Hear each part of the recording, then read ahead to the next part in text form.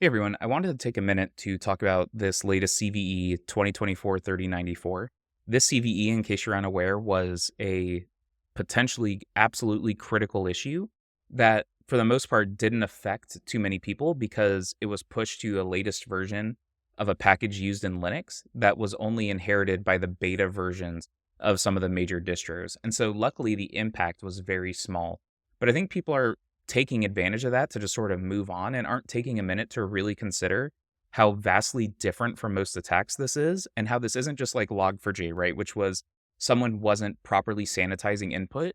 And so a vulnerability was discovered that then was very frightening because of an oversight. This conversely was a very planned attack over multiple years of time that was only detected by pure accident. And so I really don't think as a community we're taking as seriously what this vulnerability shows about our industry as a whole as we should, just because of this, right? Where we just sort of patch and move on and we expect to sort of have everything done for us, right? So I wanted to take a minute to first just briefly talk about the overview of the attack because it's not the technical details of the attack itself, although those are interesting.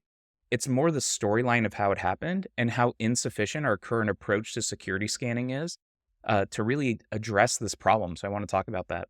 So the first piece of this CV is to notice that it was actually malware, which is what I was mentioning about the difference from Log4j, where this attack was really focused on actually exploiting things in a live environment. It was essentially allowing anyone to remote code execute onto your servers through just a built-in Linux package.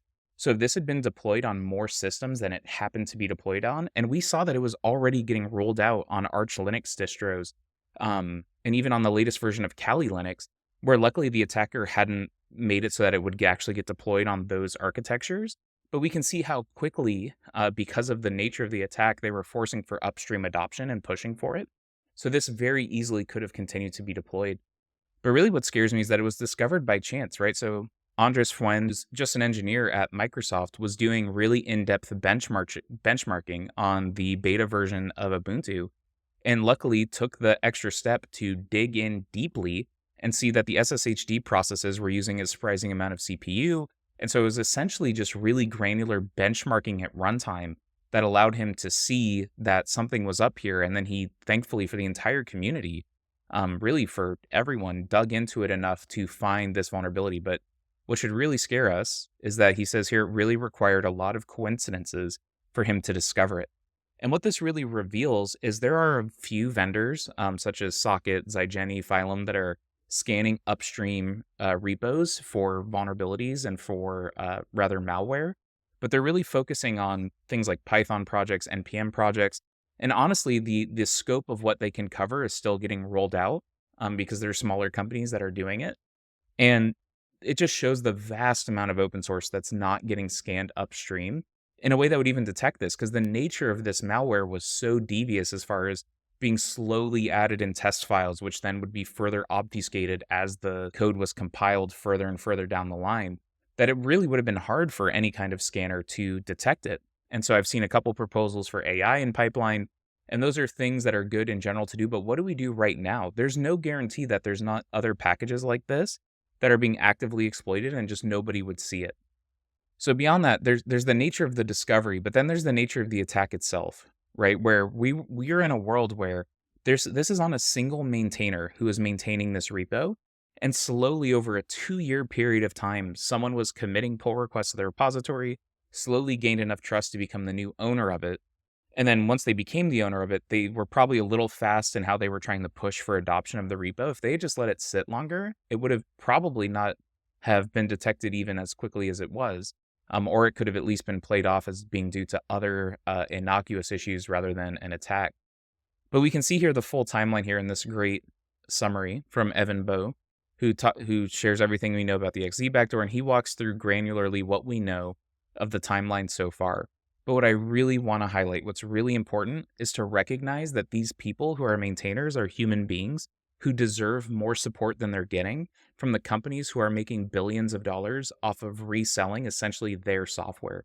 And so this is from Lasse Collin, who was the maintainer of it until recently. He says, I haven't this is someone asking him for why patch reports are going slowly And he says, I haven't lost interest, but my ability to care has been fairly limited, mostly due to long-term mental health issues, but also due to some other things. Recently, I've worked off list a bit with Giatan on XZUtils, and perhaps he will have a bigger role in the future, we'll see. It's also good to keep in mind that this is an unpaid hobby project. So essentially, this is what we deal with when we're using open source software. So it's not that open source software is less vulnerable is more vulnerable because this could also happen in your closed source company repo. It's the fact that we take so much advantage of it and just expect it to work. And so I wanted to just use as an example, I have this repo that's just an AI security scanner. It's got a decent amount of stars, traffic, like it's getting downloaded by people.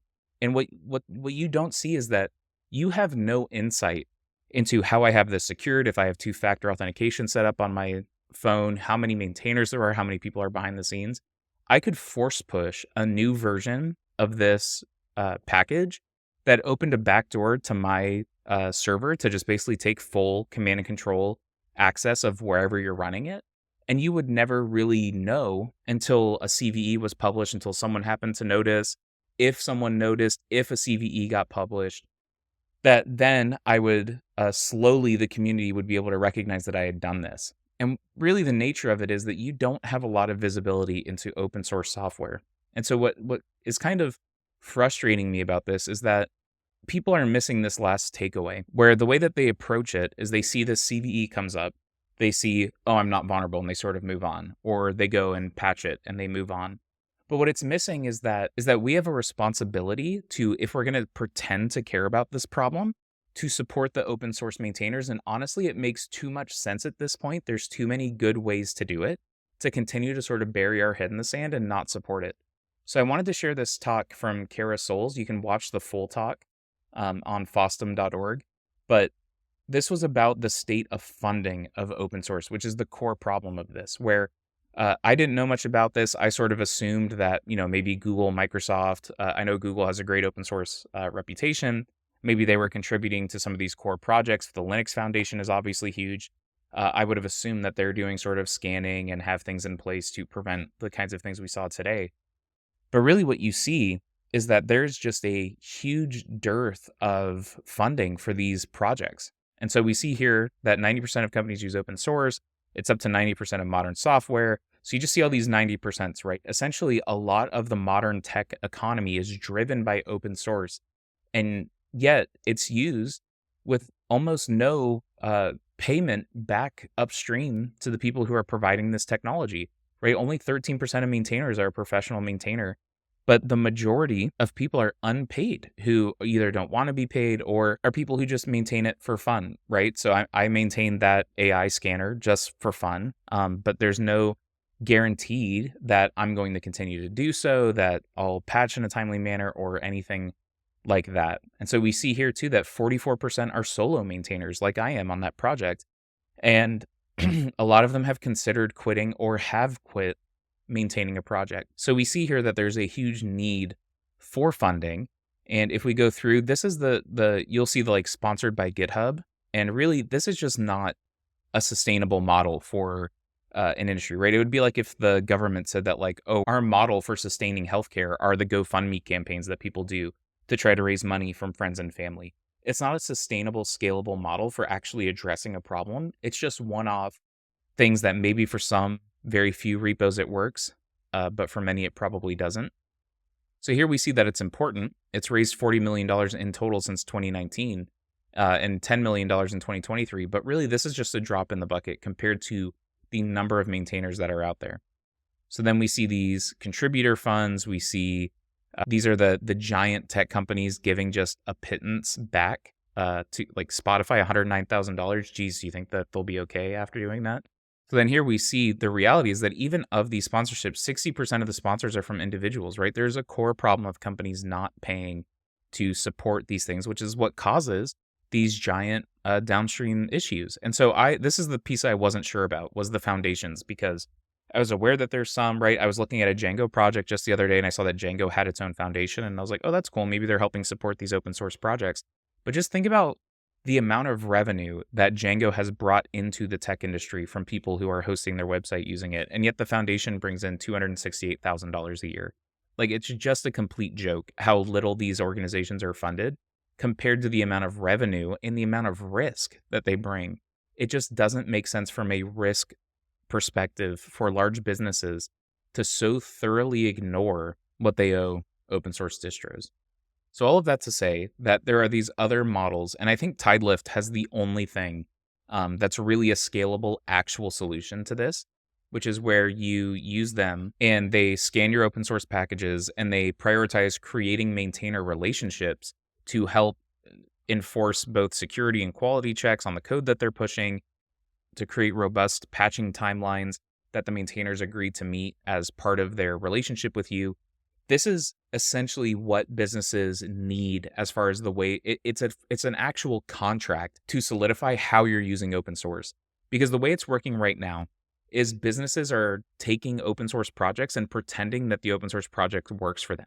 They're sending feature requests to them, they're sending CVE disclosures upstream to them. They're asking for patch roadmap timelines. Like, it is just bizarre the amount of entitlement that businesses are putting back on maintainers that only have one or two people working on them. So this model allows you to not only just do what is ethical and correct, which is supporting the people you're working with, but it's a huge de-risk factor from your supply chain where you have to put up money, the community has to put up money to essentially have these people work for you part-time in the way that they already are. So really, I think Tidelift is the main solution to this problem. I'm shocked they're the only people doing it, probably because it's not where the money is, right? Because it's easier to generate a ton of revenue if I'm selling you a scanner of the month that helps you generate tickets based on CVEs that are only discovered because of the work of people who are paying attention to the community. So if I was you and I thought about these vulnerabilities a lot, I would really look seriously at using something like Tidelift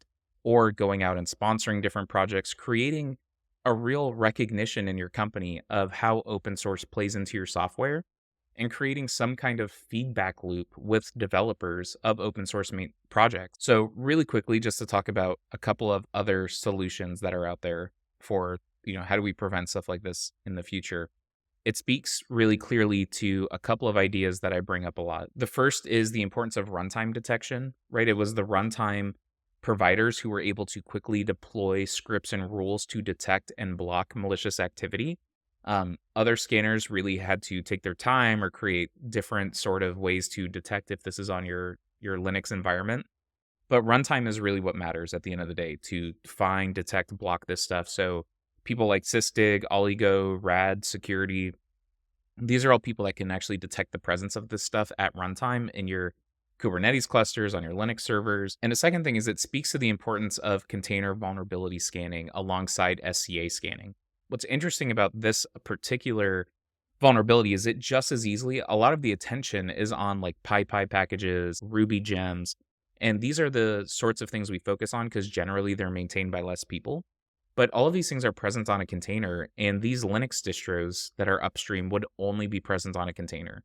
So if you didn't have something that was looking on container images for vulnerabilities, you wouldn't have detected this. Now, granted, with this one, we got lucky, and it only affected really these specific upstream versions of Linux. But if you want to detect stuff like this, it's going to have to be at the container level, at the Linux kernel level. It's not going to be back at the code level. So really, I just want to end by saying I don't see a way to seriously address this issue besides paying back or contracting in some way with open source maintainers to help prevent these sorts of attacks. Because right now they're frankly getting taken advantage of in a way that's extremely unfair to them. And the expectations from a security perspective are just too high for the single person who's being a hero and creating all of this work.